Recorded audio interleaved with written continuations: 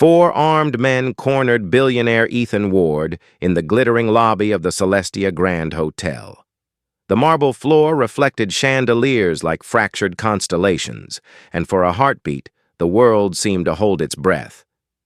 Cole Draven, dressed in black tactical gear, pressed a suppressed pistol against Ethan's temple. "Your empire ends tonight, Ward." His voice was low, measured, too calm for what was about to happen. Across the polished expanse, a hotel maid pushed her cleaning cart between towering columns. Her name tag read Nia Brooks. She had learned long ago that invisibility was the safest armor. But when Cole's gaze caught hers, the fragile veil of normality tore. "Hey, Maid," he called, voice echoing.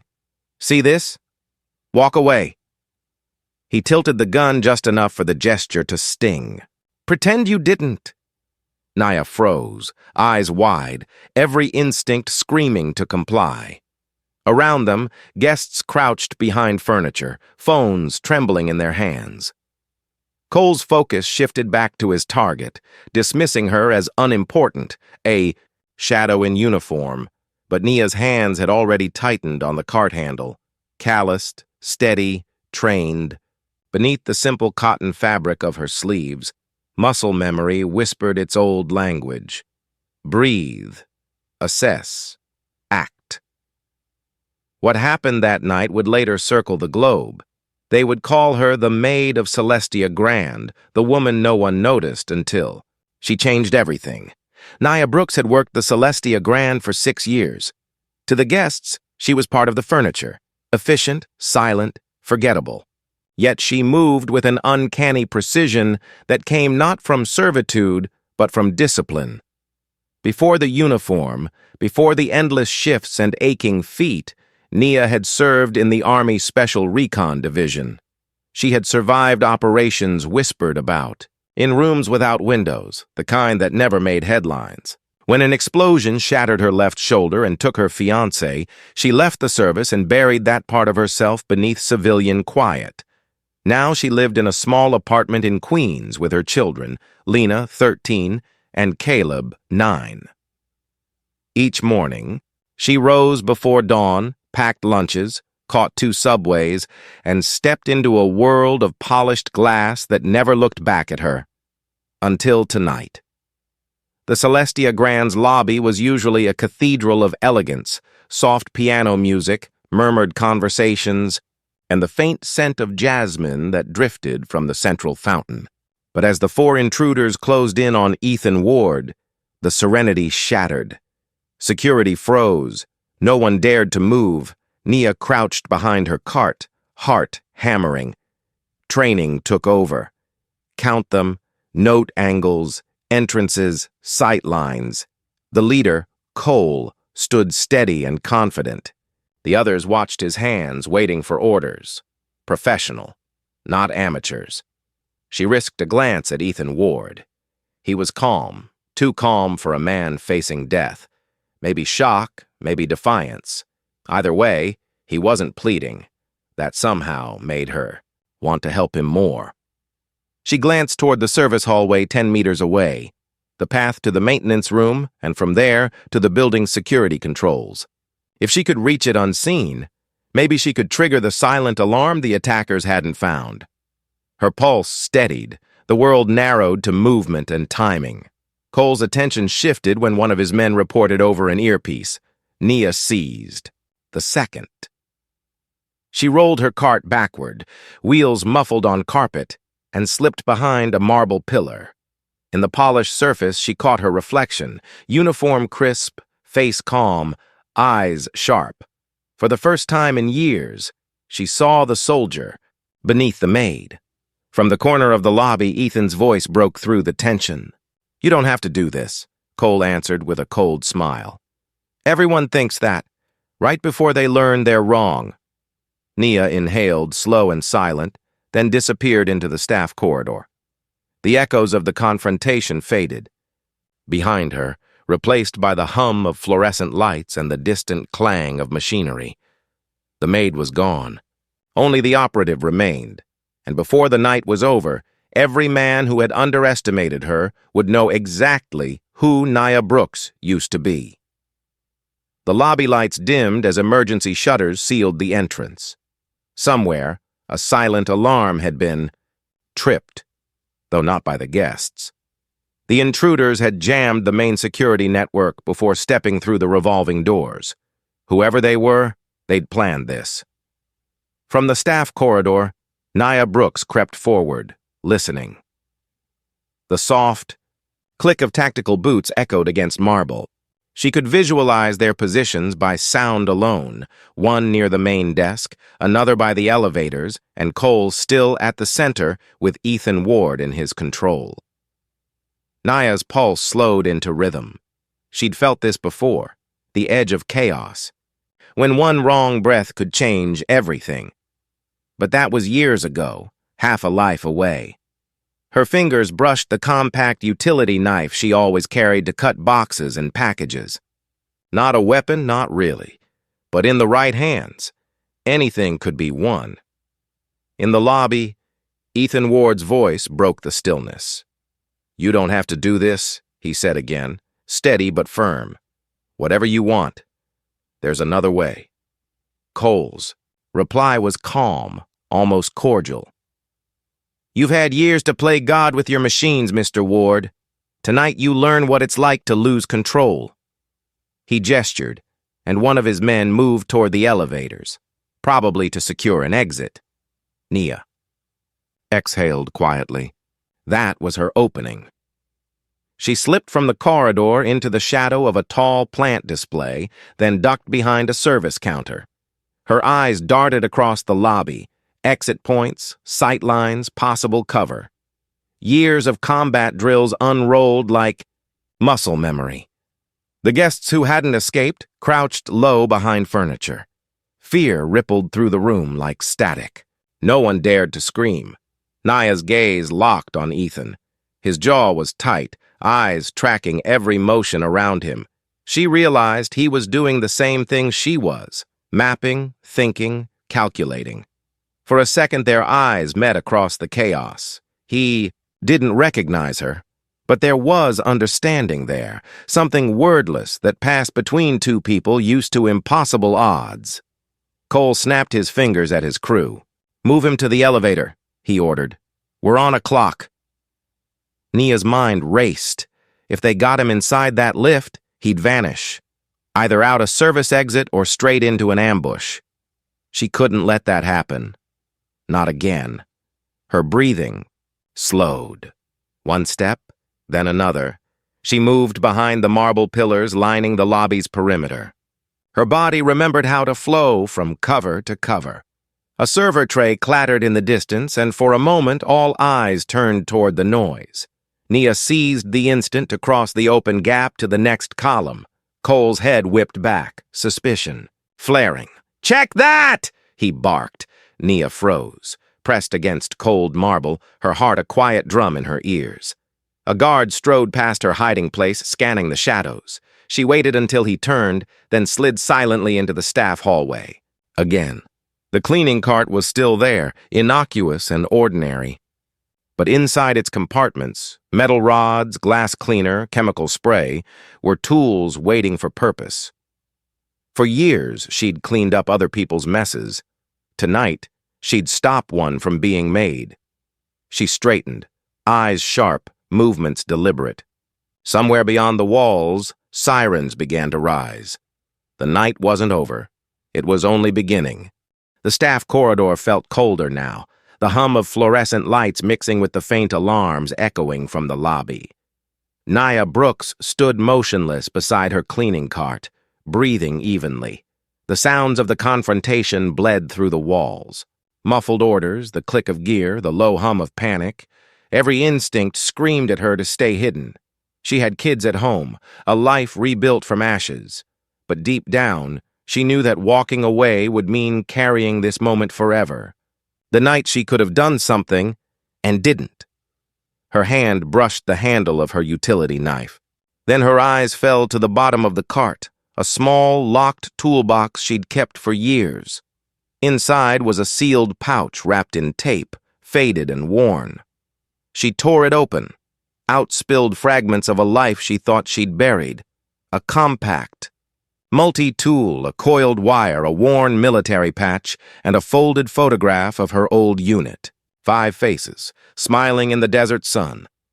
The man beside her, her fiancé Marcus, had that same half-grin that still haunted her dreams. Nia closed her eyes. "You taught me to finish what I start," she whispered silently, the fear that had clenched. Her chest began to loosen, replaced by something cold and precise. Her posture straightened.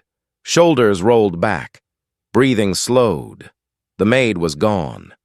The operative had returned. She opened a maintenance panel on the wall and slid her hand into the maze of wires. The intruders had jammed the hotel's main alarm, but she knew the old building's backup circuits, the ones maintenance had forgotten existed. Within seconds, the service lights flickered red, and the air vents began to hum at full power. The sudden shift in airflow created a low roar in the ducts, enough to mask her movement. Nia grabbed a bottle of glass cleaner, twisted off the cap, and poured it into a mop bucket mixed with bleach. The fumes were sharp, but she smiled faintly. Improvisation, the soldier's oldest friend. Through a narrow service window, she saw the men shifting uneasily in the dimmed lobby.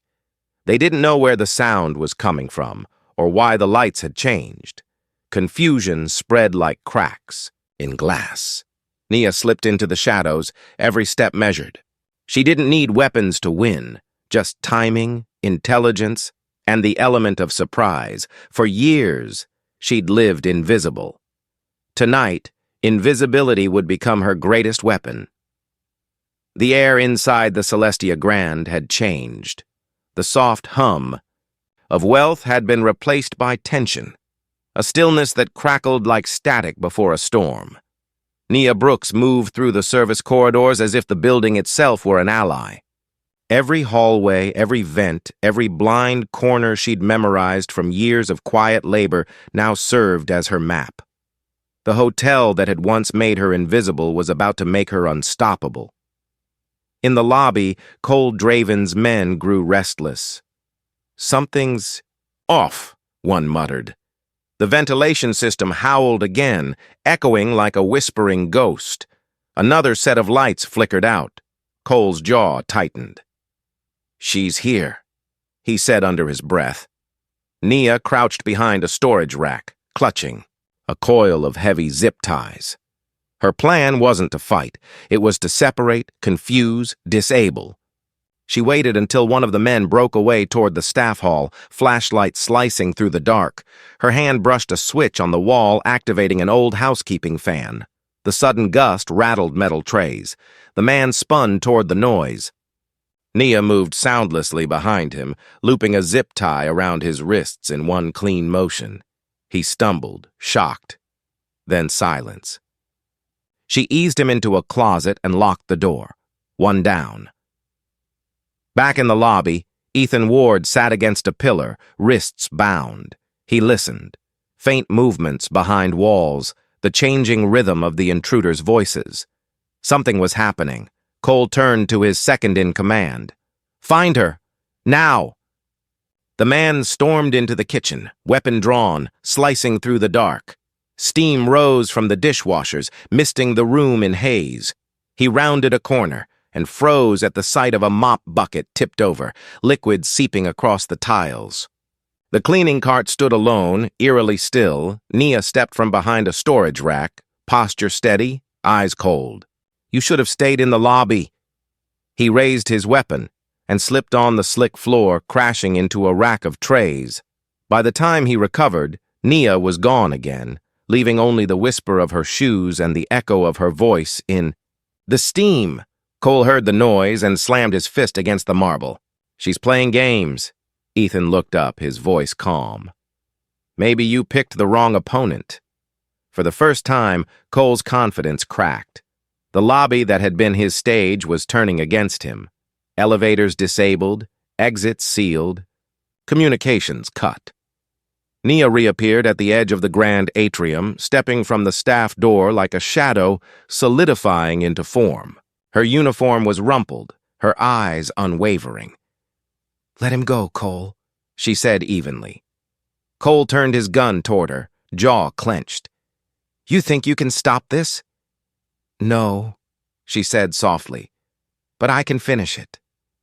For a long second, no one moved. Then the faint wail of sirens grew closer outside, the sound of justice rushing upward through the city night. Cole looked toward the glass doors, calculating. Nia took a slow step forward. The chandelier light caught the faint scar on her shoulder, a ghost of who she'd once been. Whatever happened next, she knew one thing. The woman who used to clean up after chaos was now the one who created it for all the right reasons. Dawn bled through the shattered glass dome of the Celestia, grand, washing the marble floor in pale gold. The hotel that had once embodied perfection now looked human, flawed, bruised, but still standing. Paramedics wove through the chaos. Guests huddled under blankets, reporters pressed against police tape, and the world buzzed with a single question. Who was the maid who stopped it all? Nia Brooks sat on the edge of the lobby fountain, an EMT wrapping her shoulder. The adrenaline had faded, leaving exhaustion in its wake. Around her, officers gathered statements, technicians secured evidence, and the last of Cole Draven's team was led away in handcuffs. Across the room, Ethan Ward watched quietly. His suit was torn, his face marked with the strain of the night, but gratitude softened his expression. When he approached, Nia tried to stand. He shook his head. "You saved my life," he said simply. Nia managed a small, weary smile. "I just did my job." "Not the one on your badge," Ethan replied. "The one that takes courage." For a moment, they sat in silence, the chaos around them fading into background noise. By mid-morning, the story had already broken across every network. Headlines flashed. The Celestia Grand Incident. Billionaire saved by Hotel Maid. Clips. From security footage, Nia leading guests to safety, her steady posture under pressure, spread faster than any press release could contain. The media called her the woman no one saw. Later that week, Ethan found her at the employee entrance. "The board wants me to launch a new branch, human-led crisis management," he said. "I want you to lead it." Nia blinked, caught between disbelief and pride. "You're serious?" "I've seen algorithms make mistakes," he said, "but I've never seen courage misfire." For the first time in years, she felt the weight she carried lighten. Maybe her past wasn't something to hide. It was proof she'd survived. She accepted the offer not for money or recognition, but for her kids, for the promise of a life, where she didn't have to hide the best parts of herself. Weeks later, as she walked through the refurbished lobby of the Celestia Grand, the staff nodded respectfully. Guests turned to look, not at a maid, but at a woman who'd redefined what courage looked like. A reporter stopped her near the entrance. "Ms. Brooks," he said, "everyone wants to know. What made you risk everything?" Nia paused, her reflection glimmering in the glass doors. "Because for too long," she said softly, "people like me have been told to stay invisible. Sometimes you have to step into the light to remind the world you exist." She walked out into the morning, sunlight catching the faint silver of her nameplate. Nia Brooks, Director of Crisis Response. Everyday heroes rarely wear capes. Some wear aprons, uniforms, or name tags. Remember their stories. Notice the invisible. If this story moved you, share it, tell someone about it, and never underestimate the quiet strength standing right beside you.